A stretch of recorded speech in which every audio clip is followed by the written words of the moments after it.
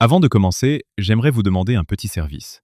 J'essaie d'atteindre 1000 abonnés, une étape très importante pour moi. N'hésitez pas à vous abonner à la chaîne.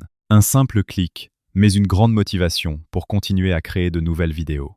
Merci beaucoup. Un admirateur secret ne cessait de me laisser des cadeaux aux moments les plus opportuns. Un parapluie les jours de pluie, des repas chauds après des gardes épuisantes, des fleurs quand j'en avais le plus besoin. Pendant des mois, j'ai obsédé à l'idée de trouver cette personne mystérieuse qui semblait savoir exactement ce dont j'avais besoin et quand. Je n'ai jamais imaginé que la vérité serait plus réconfortante que n'importe quelle romance dont j'aurais pu rêver. Avant de plonger dans ce mystère, j'aimerais savoir d'où vous regardez aujourd'hui. Laissez votre ville dans les commentaires ci-dessous et n'oubliez pas de vous abonner pour plus d'histoires incroyables chaque jour.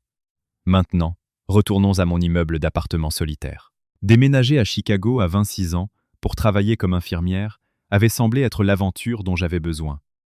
Fraîchement sortie de l'école d'infirmière dans la petite ville de l'Iowa, j'étais prête à faire une différence dans la grande ville, à sauver des vies et à bâtir la carrière significative dont j'avais toujours rêvé. Ce que je n'avais pas anticipé, c'est à quel point ce rêve deviendrait isolant.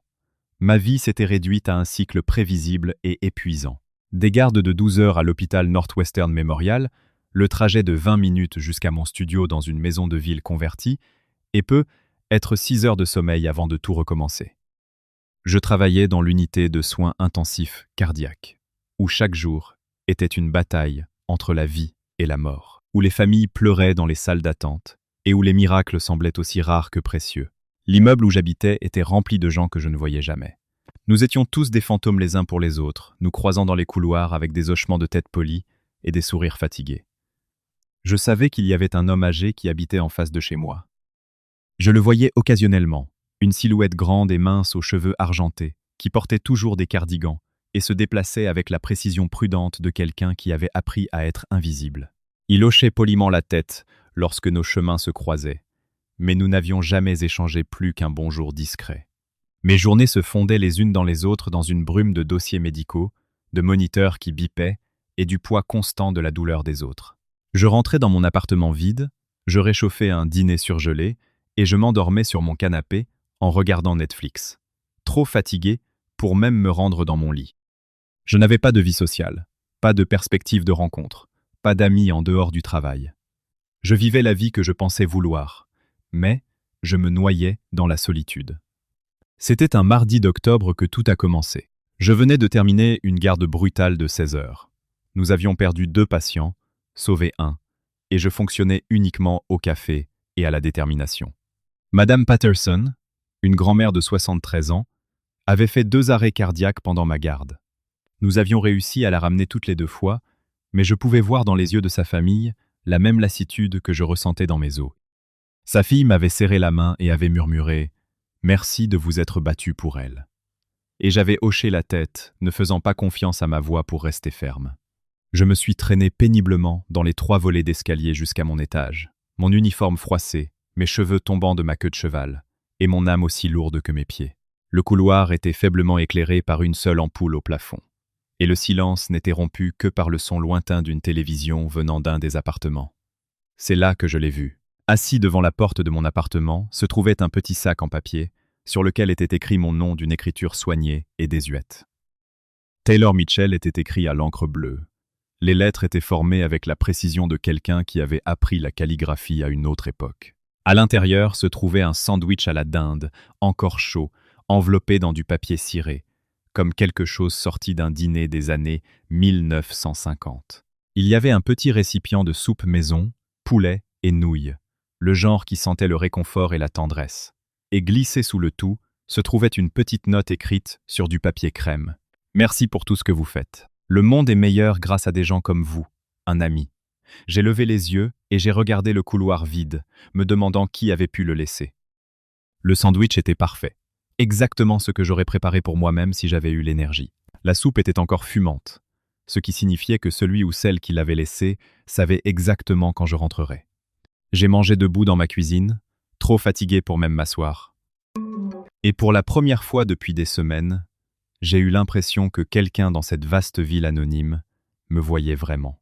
Les cadeaux ont continué, toujours petits, toujours parfaitement chronométrés, toujours exactement ce dont j'avais besoin. Une semaine plus tard, après une garde particulièrement dévastatrice, où nous avions perdu un jeune père d'une crise cardiaque massive, j'ai trouvé un petit bouquet de tournesols devant ma porte. Ils n'étaient pas chers, probablement du supermarché du coin, mais ils étaient brillants et joyeux, et ils venaient avec une note qui disait « Pour apporter de la lumière dans les endroits sombres, votre compassion fait la différence ».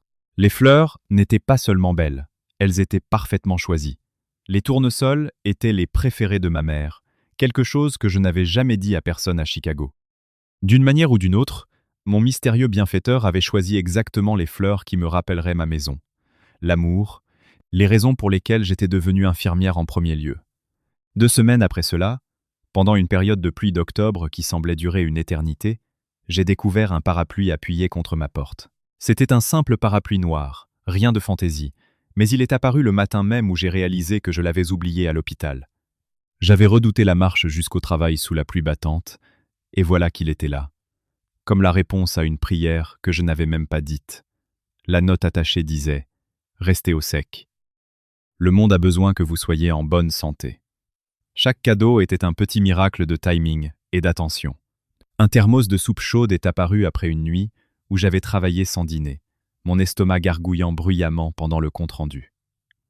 Une couverture douce a été livrée pendant 1 semaine où le chauffage de mon immeuble était en panne et où je grelottais dans mon appartement. Une petite plante en pot, une succulente robuste que même moi je ne pouvais pas tuer, est apparue avec une note sur le fait d'apporter de la vie dans les petits espaces. Mais ce n'était pas seulement les cadeaux qui m'émerveillaient, c'était le savoir qui les sous-tendait.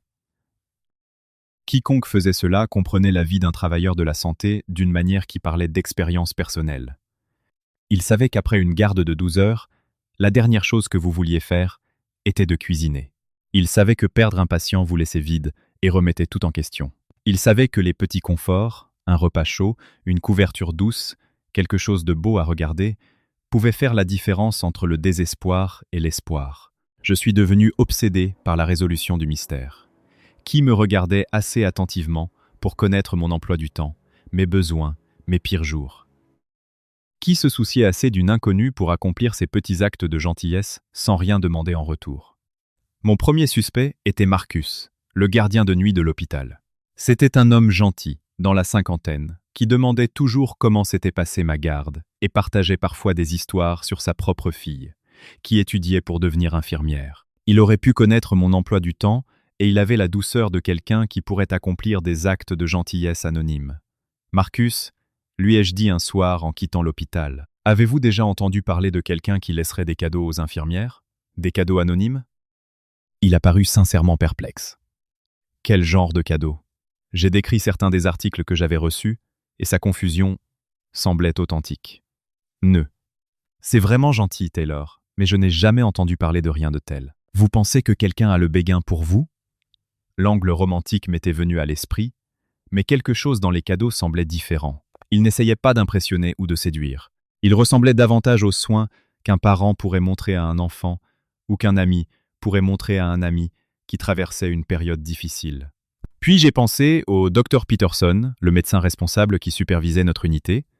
Unité, il était célibataire, à peu près de mon âge, et avait toujours été particulièrement encourageant lors des cas difficiles. Il avait une manière d'apparaître au moment précis avec les mots exacts, et il semblait comprendre le tribut émotionnel de notre travail. « Docteur Peterson, lui ai-je dit pendant un moment calme dans la salle de pause, savez-vous quelque chose sur quelqu'un qui laisserait des cadeaux aux membres du personnel ?» Il a haussé un sourcil. « Quel genre de cadeau ?» Quand j'ai expliqué, il a souri. « On dirait que vous avez un ange gardien. C'est vraiment merveilleux, Taylor. J'aimerais pouvoir m'en attribuer le mérite, mais ce n'est pas moi. Bien que, je pense que c'est beau que quelqu'un reconnaisse à quel point vous travaillez dur. J'ai même soupçonné ma voisine du dessous, Madame Chen, que je croisais occasionnellement à la boîte aux lettres. C'était une enseignante retraitée qui souriait toujours chaleureusement et commentait parfois à quel point je travaillais dur. Elle avait la nature observatrice de quelqu'un qui pourrait remarquer des schémas et des besoins. « Madame Chen, lui ai-je dit un après-midi en nous rencontrant dans le hall, avez-vous remarqué quelqu'un laisser des paquets devant ma porte ?» Elle a semblé intriguée. « Non, mais j'aimerais bien savoir qui est votre admirateur secret. Comme c'est romantique. » Mais quand j'ai décrit les cadeaux, son expression a changé. Oh, ma chérie, ça ne ressemble pas à du romantique. Ça ressemble à quelqu'un qui se soucie vraiment de votre bien. Être, comme un parent ou un grand-parent pourrait le faire. Le mystère s'est approfondi lorsque j'ai essayé d'attraper mon bienfaiteur en flagrant délit. J'ai commencé à varier mon emploi du temps, à rentrer à des heures différentes, même à me cacher dans l'escalier pendant 1 heure après des gardes particulièrement longues. Mais d'une manière ou d'une autre, mon ami mystérieux semblait toujours savoir exactement quand je serais parti et quand je reviendrais. Les cadeaux apparaissaient comme par magie, toujours quand j'étais au travail, toujours parfaitement chronométrés pour mon retour. J'ai demandé au concierge de l'immeuble, Monsieur Rodriguez, s'il avait vu quelqu'un laisser des paquets devant ma porte. Il a secoué la tête, mais a promis de garder l'œil ouvert. Quiconque sait, il est très prudent. Je n'ai jamais vu personne de suspect dans l'immeuble. J'ai même envisagé d'installer une petite caméra, mais quelque chose dans cela donnait l'impression d'une violation de la confiance que mon ami anonyme m'avait accordée. Ces cadeaux étaient donnés dans un esprit de pure générosité, et surveiller mon bienfaiteur me semblait mal. Les cadeaux n'étaient pas chers.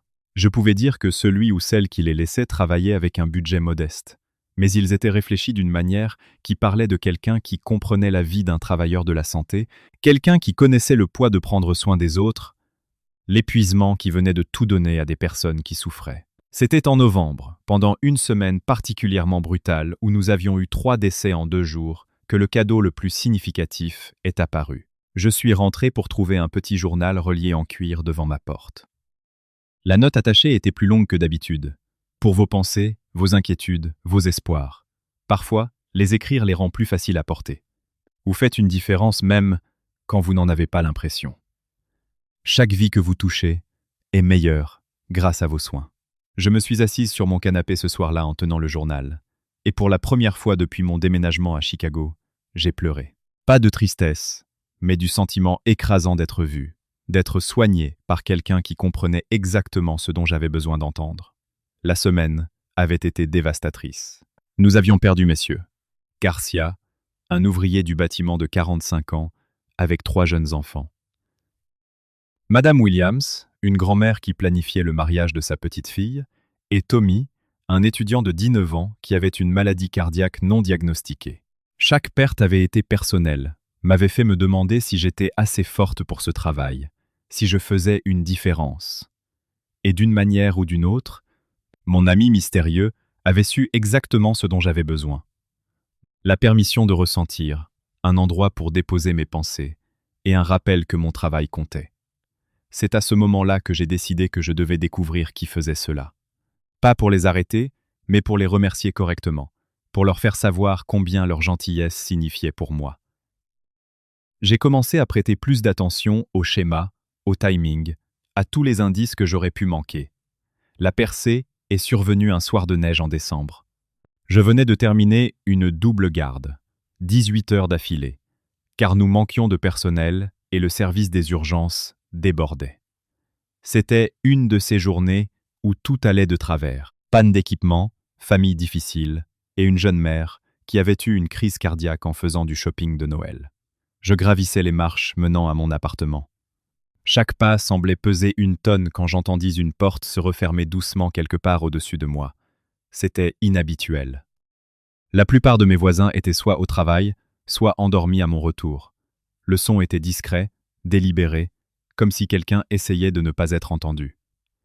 J'accélérai le pas, espérant apercevoir qui que ce soit dans le couloir. Mon cœur battait la chamade, non pas à cause de l'épuisement, mais à cause de la possibilité que je puisse enfin résoudre le mystère qui me taraudait depuis des mois. Quand j'atteignis mon étage, il était vide, mais je remarquai quelque chose à quoi je n'avais jamais prêté attention auparavant. L'appartement juste en face du mien, celui où vivait le vieil homme tranquille, avait une petite fente sous la porte, et je pouvais voir une fine ligne de lumière en dessous. Plus important encore, je pouvais sentir une odeur qui me fit bondir le cœur. La légère fragrance de dinde et de pain frais, la même odeur que celle du tout premier sandwich. Je restai un long moment dans le couloir, fixant cette porte. Les pièces d'un puzzle se mettaient enfin en place. Le moment des cadeaux, la compréhension de la vie d'une professionnelle de santé, l'écriture soignée qui parlait d'une autre génération et la connaissance exacte de ce dont une infirmière fatiguée avait besoin après un quart de travail difficile. Le mystérieux bienfaiteur n'était pas un admirateur romantique, ni un collègue de travail. C'était mon voisin, l'homme que je croisais dans le couloir avec des hochements de tête police. La personne que je n'avais jamais vraiment vue, parce que j'étais toujours trop fatigué, trop concentré sur mes propres luttes pour remarquer la gentillesse discrète qui vivait juste en face. Le lendemain matin, je pris une décision qui allait changer nos deux vies. Au lieu d'aller directement au travail, je m'arrêtais à la boulangerie du coin et achetais 2 cafés et une boîte de pâtisserie. Puis, je traversais le couloir et frappais à sa porte, le cœur battant d'appréhension et d'excitation. L'homme qui répondit était exactement celui que j'attendais, et pourtant complètement différent de ce que j'avais imaginé. Il était grand et mince, probablement dans la soixantaine avancée, avec des yeux bleus bienveillants derrière des lunettes, à monture fil de fer, et des cheveux argentés soigneusement coiffés. Il portait un cardigan sur une chemise blanche. Et quand il me vit là, avec du café et des pâtisseries, son visage exprima une série d'émotions. Surprise, reconnaissance, et puis quelque chose qui ressemblait presque à de l'embarras. « Monsieur », commençai-je, réalisant que je ne connaissais même pas son nom. « Harold », dit-il doucement, sa voix portant le léger tremblement de l'âge, mais aussi une chaleur que je reconnaissais d'un endroit que je ne parvenais pas à situer. « Harold Wittmann. »« Harold », répétai-je, testant le nom. « Je suis Taylor. J'habite en face. Je sais qui vous êtes, dit-il. Et puis, après une pause, qui semblait porter le poids de moi de gentillesse secrète. Je suppose que vous avez compris. Je levai le café et les pâtisseries, mes mains tremblant légèrement. Voulez-vous en parler? Il hésita un instant, et je pouvais le voir peser ses options, se demandant probablement s'il était en difficulté, si j'étais en colère, si ces actes de gentillesse secrets avaient d'une manière ou d'une autre franchi une ligne. Puis, il s'écarta pour me laisser entrer, et j'entrai dans un monde qui allait devenir aussi familier et réconfortant que le mien. Son appartement était le miroir du mien, mais semblait complètement différent. Là où le mien était sobre et fonctionnel, meublé du strict nécessaire pour quelqu'un qui passait la plupart de son temps au travail, le sien était rempli de la chaleur accumulée d'une longue vie bien vécue. Il y avait des étagères garnies de volumes bien usés, des meubles confortables choisis pour leur confort plutôt que pour leur style, et partout des photographies d'une femme, aux yeux bienveillants et au sourire doux. La femme semblait avoir à peu près mon âge sur certaines photos, plus âgée sur d'autres, toujours avec la même expression chaleureuse qui semblait illuminer chaque cliché. Elle portait un uniforme d'infirmière sur plusieurs photos, et je pouvais voir dans ses yeux la même lassitude que je voyais dans mon propre miroir chaque matin.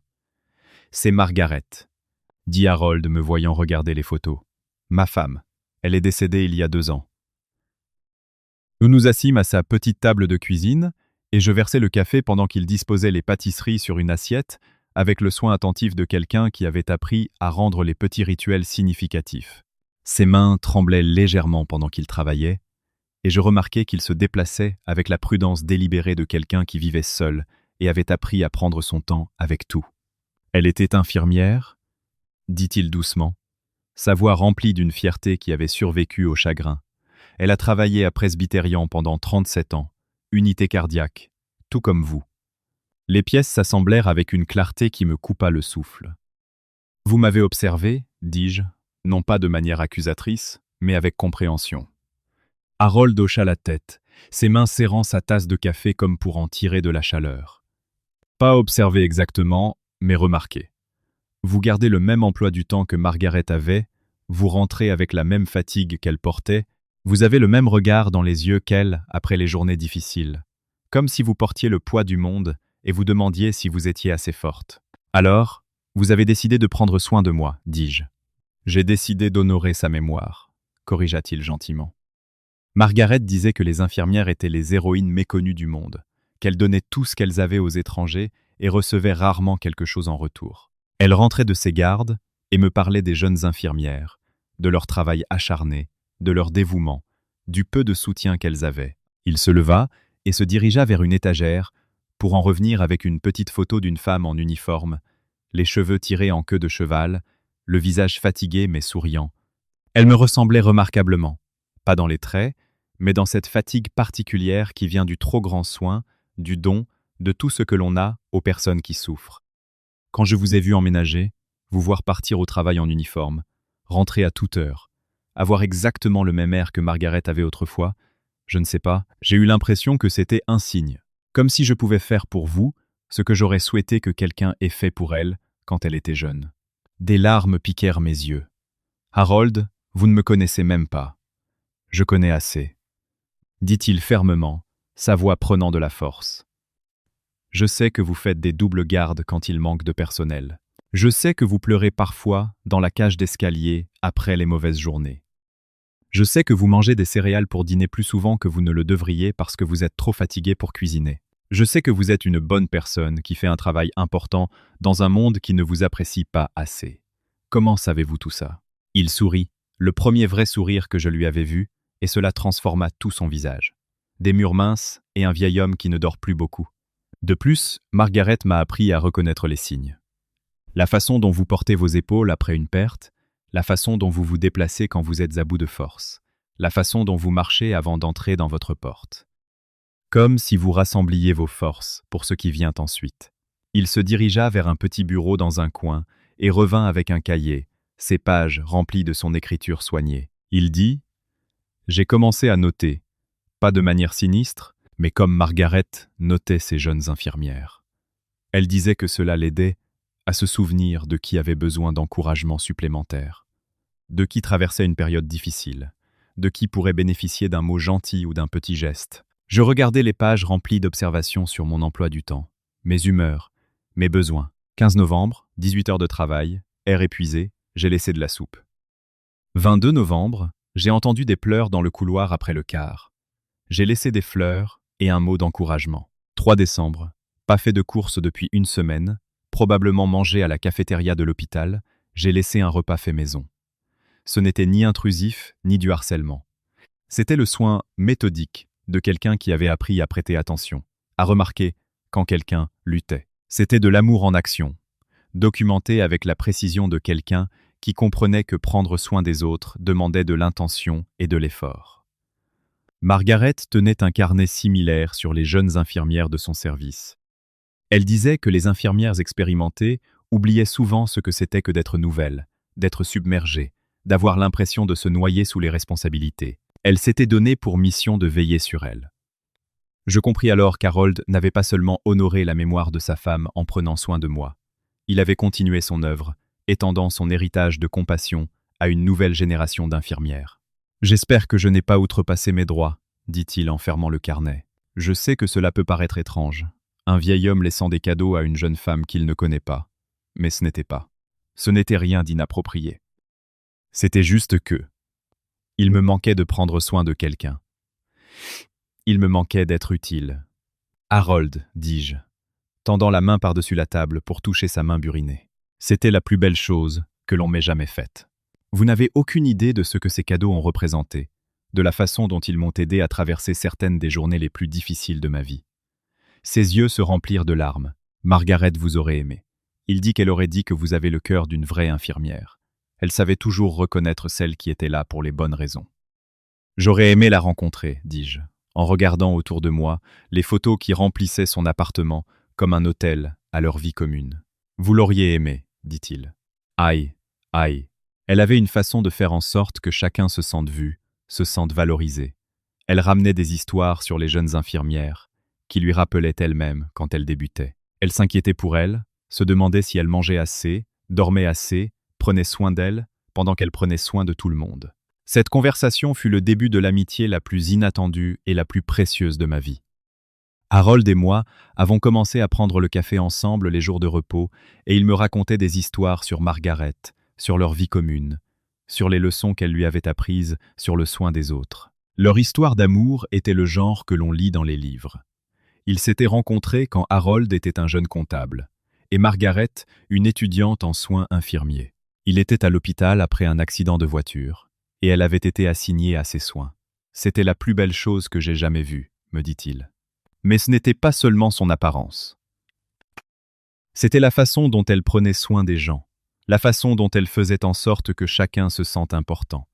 Ils étaient mariés depuis 52 ans lorsque Margaret est décédée d'un cancer. Harold s'était occupé d'elle à la maison pendant ces derniers mois, apprenant à administrer les médicaments, à gérer sa douleur, à lui prodiguer le genre de soins intimes que Margaret avait donné à des milliers de patients au cours de sa carrière. Elle m'a appris que prendre soin de quelqu'un ne se résume pas aux grands gestes. Il s'agit de remarquer les petites choses, d'anticiper les besoins, d'être présent dans les moments qui comptent. En retour, j'ai apporté jeunesse et énergie dans son appartement silencieux. Je l'ai aidé à installer un ordinateur pour qu'il puisse discuter en vidéo avec ses petits-enfants qui vivaient à l'autre bout du pays.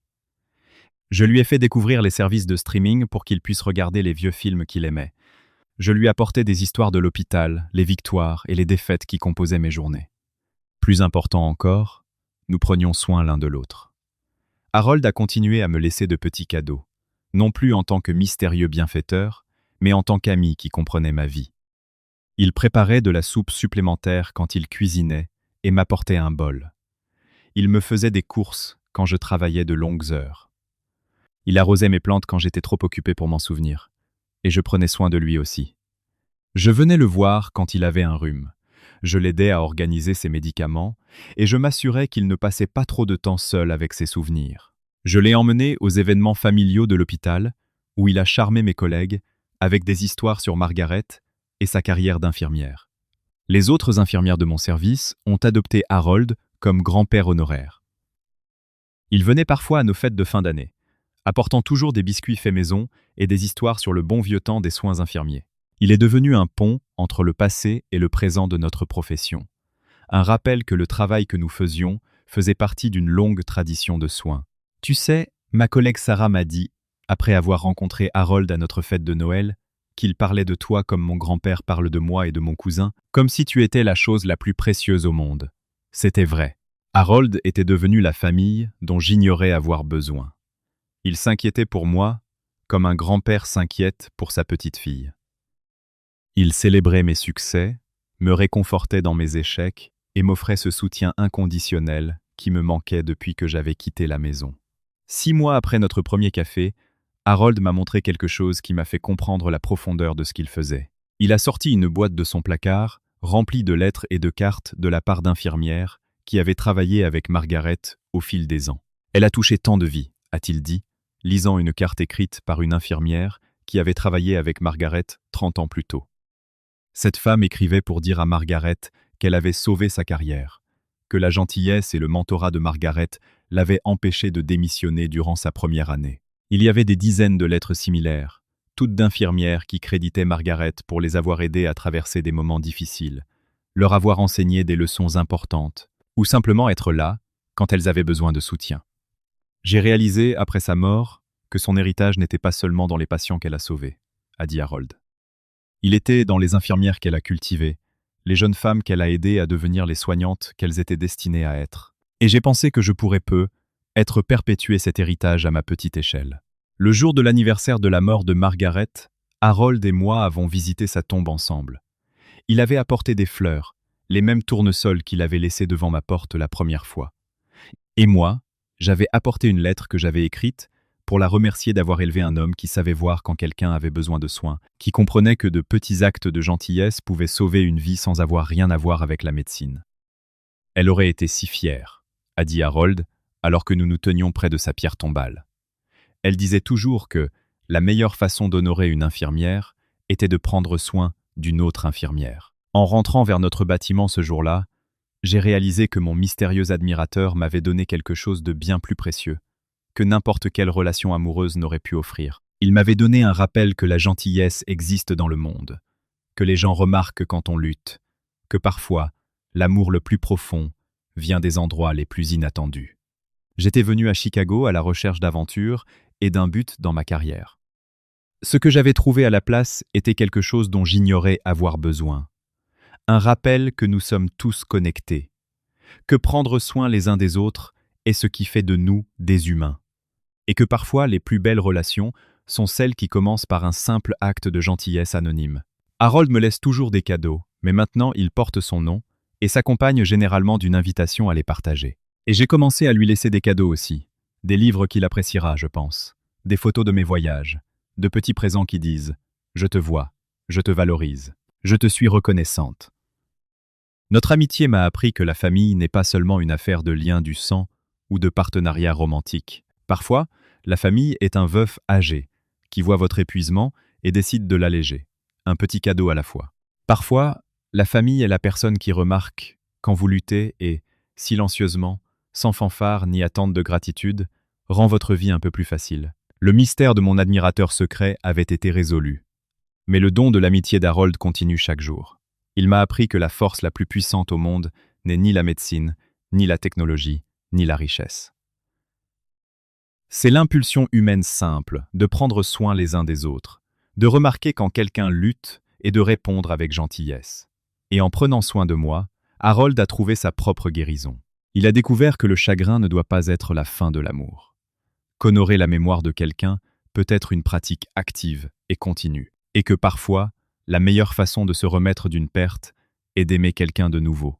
Nous sommes un couple improbable, un veuf de 78 ans et une infirmière de 26 ans. Mais nous avons créé quelque chose de beau ensemble, une amitié construite sur des soins mutuels, une compréhension partagée et la reconnaissance que nous avons tous besoin que quelqu'un remarque quand nous avons du mal et réponde avec gentillesse. Les cadeaux apparaissent toujours devant ma porte, mais maintenant je sais d'où ils viennent. Et plus important encore, je sais pourquoi. Ils viennent de l'amour, pas de l'amour romantique, mais de quelque chose de plus profond et de plus durable. Ils viennent de la compréhension que nous sommes tous connectés, que prendre soin des autres donne un sens à la vie, et que parfois, les relations les plus profondes commencent par la simple reconnaissance que quelqu'un a besoin d'aide et la décision de la lui apporter. Quelle histoire absolument magnifique sur l'amitié inattendue et le pouvoir de la gentillesse anonyme. La manière dont Harold honore sa défunte femme en prenant soin de Taylor nous montre que l'amour ne meurt jamais vraiment. Il trouve simplement de nouvelles façons de s'exprimer. Que pensez-vous de la méthode d'Harold pour prendre soin de Taylor? Avez-vous déjà vécu ou fait des actes de gentillesse anonyme?